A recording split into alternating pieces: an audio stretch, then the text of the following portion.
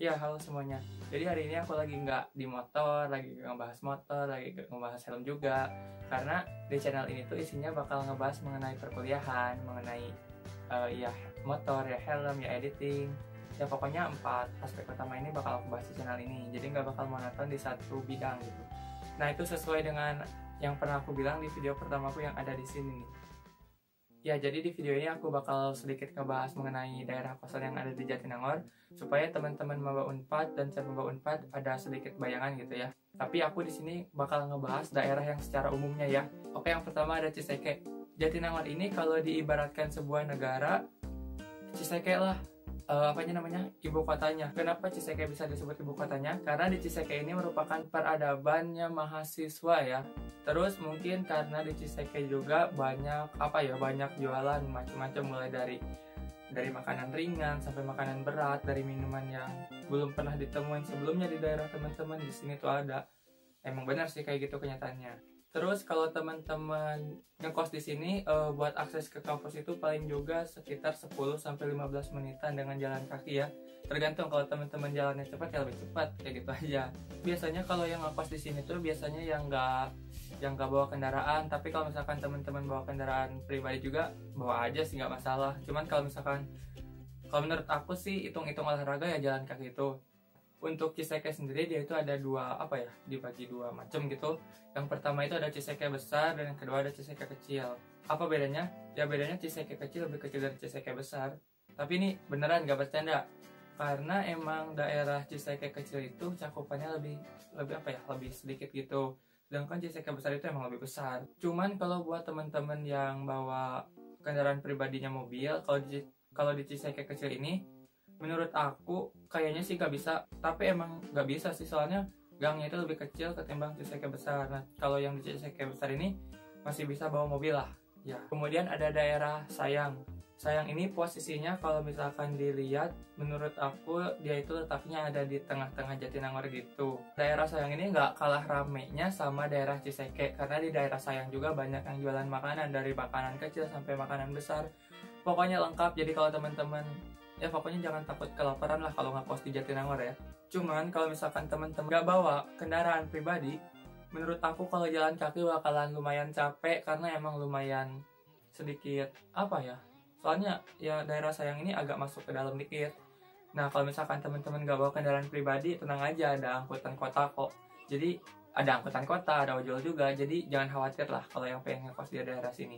Banyak kok temen aku yang nggak bawa kendaraan pribadi juga ngekos di daerah sini. Ya, daerah selanjutnya ada daerah Cikuda. Nah, walaupun namanya Cikuda, daerah ini tuh nggak ada kudanya ya. Karena kebenaran aku juga ngekosnya di daerah sini. Sebenarnya daerah ini tuh dibilang jauh enggak, dibilang dekat juga enggak. Cuman kebanyakan orang, kalau kata orang-orang sih jauh. Tapi kalau menurut aku sih enggak, karena kalau misalkan teman-teman mau jalan kaki juga masih bisa jalan kaki, nanti tuh tembusnya di FIB Unpad. Tapi kalau teman-teman mau bawa motor juga ya bawa aja, nggak ada yang ngelarang kan. Tapi kalau aku sendiri sih gimana sih opsional. Kalau misalkan aku lagi fit banget dan matkulnya nggak terlalu sampai sore, aku biasa jalan kaki. Tapi kalau misalkan aku matkulnya lagi agak padat nih dan harus pulang sampai sore, biasanya aku tuh bawa motor. Jadi ya sesuai kondisi aja ya. Kalau kata orang-orang Cikuda jauh, kalau menurut aku sih enggak, biasa aja, karena aku sendiri udah sering juga kok jalan kaki, jadi santai aja ya. Selanjutnya ada daerah Sukawening. Nah kalau daerah Sukawening ini lebih jauh sedikit dari daerah Cikuda, tapi biasanya kalau yang ngekos di sini mereka biasanya naik kendaraan umum ataupun naik kendaraan pribadi, mau itu mobil ataupun motor. Oke. Nah selanjutnya ada daerah Cisaladah namanya. Nah kalau teman-teman ngekos di daerah Cisaladah, kalau misalkan pengen menuju ke kampus itu ya, teman-teman juga bisa tembus lewat FIB, maksudnya bisa tembus di FIB Unpad langsung. Berarti sama dong kayak Cikuda? Iya sama jalannya. Cuman kalau misalkan teman-teman ngekos di daerah Cisaladah ini lebih deket buat menuju ke FIB Unpadnya ketimbang yang ngekos di Cikuda gitu. Selanjutnya ada daerah Hegarmana. Nah, kalau Hegarmana ini dia posisinya sampingan banget sama Puskesmas Jatinangor. Jadi kalau teman-teman sakit, teman-teman tinggal ngelengkah aja. Ya pokoknya tinggal ngelengkah aja gitu. Nah, kalau misalkan teman-teman ngekos di daerah Hegarmana, menuju ke kampusnya itu paling 10-15 menit, sama kayak ngekos di daerah Ciseke tadi ya. Dan yang terakhir, kalau teman-teman pengen tinggal di apartemen, Iya, apartemen. Jatinangor juga ada kok apartemen, tenang aja ya. Tinggal pilih aja mau yang mana. Ya, terakhir aku mau ngasih perkiraan range harga ngekos di daerah Jatinangor. Perlu teman-teman garis bawahi ya. Sekali lagi perlu teman-teman garis bawahi. Harga kosan di Jatinangor ini dipengaruhi oleh beberapa faktor. Aku sebutkan faktor yang secara umum aja ya. Pertama ada posisi kosan. Nah, posisi kosan ini mempengaruhi harga kosan juga. Tapi sejauh-jauhnya kosan yang ada di Jatinangor, teman-teman masih bisa akses dengan jalan kaki. Jadi tenang aja. Kedua, fasilitas yang teman-teman dapatkan, kayak misalkan lemari, meja belajar, kasur, sama wifi, itu tuh termasuk salah satu fasilitas yang diberikan oleh kosan, oke? Selanjutnya yang ketiga, kamar mandi dalam atau kamar mandi luar. Kalau aku sih lebih pilih kamar mandi dalam, kenapa? Ya karena mau aja. Dan yang faktor keempat adalah ukuran kamar. Iya, ukuran kamar kalau misalkan lebih kecil teman-teman tahu kan harganya lebih gimana, dan kalau lebih luas juga teman-teman udah tahu. Nah, sebenarnya masih ada beberapa faktor lain yang mempengaruhi, tapi aku cuma menyebutkan 4 faktor tadi yang secara umum ya teman-teman. Secara umum, perlu aku garis bawahi lagi secara umum. Jadi kisaran kosan yang ada di Jatinangor ini sekitar 6-12 juta per tahun.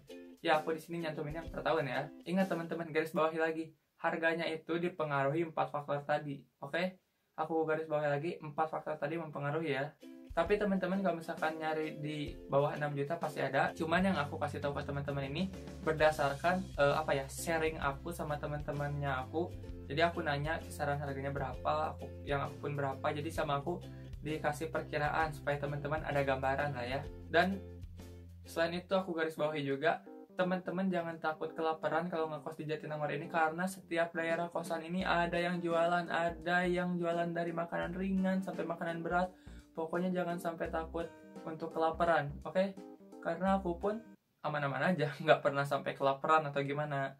Ya pokoknya jangan takut kelaparan gitu. Asal jangan males keluar buat makan. Biasanya anak kosan kayak gitu sih. Dan teman-teman, kesimpulannya kalau misalkan teman-teman nyari kosan, teman-teman harus nyari kosan yang diserag di hati. Kenapa? Karena kita itu bakalan tinggal di situ. Jadi jangan asal pilih kosan walaupun harganya mahal, tapi kalau gak diserag di hati, mau gimana kan? Dan kalau ada yang pengen ditanyain di luar seputar kosan, boleh silahkan teman-teman tulis di komentar, nanti bakal aku jawab, santai aja. Sebelum video ini ditutup, aku pengen ngucapin selamat dulu buat teman-teman yang udah keterima SNMPTN, khususnya yang keterima di Universitas Padjadjaran. Semoga video ini dapat bermanfaat dan bisa menjadi gambaran buat teman-teman ya. Dan buat teman-teman yang masih berjuang di UTBK, semangat, yakin pasti bisa. Oke, cukup sekian video dari aku, thank you.